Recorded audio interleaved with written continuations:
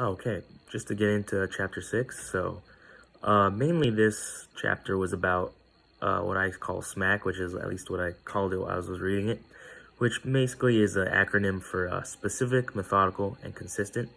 And so these are just types of core values you should use during, I guess, any type of way you conduct your life in the sense of uh, being in an environment that's always changing and very fast moving and always kind of chaotic or unpredictable.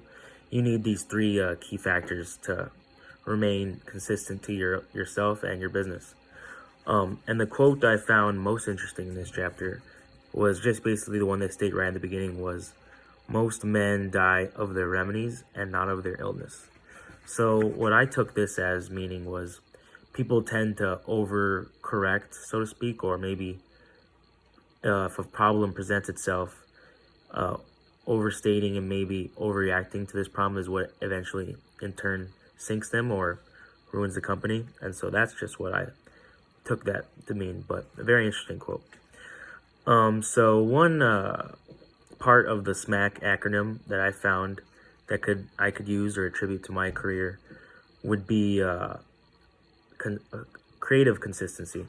And so how that kind of factors in is people feel like you have to stay true to yourself and always be consistent in everything you do, and you don't can't change the recipe, so to speak.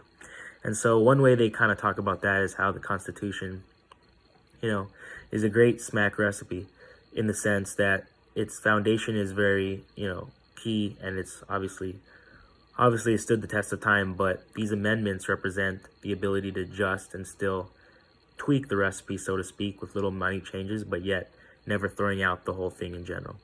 So that's one way I could attribute that to my career, in the sense, for example, like, obviously I'm a sports oriented major, and I've done a lot of things in that type of realm, but that doesn't mean I can't be creative in a finance realm, which I'm also studying, and using those type of layers to add relevancy and growth, so to speak, to myself.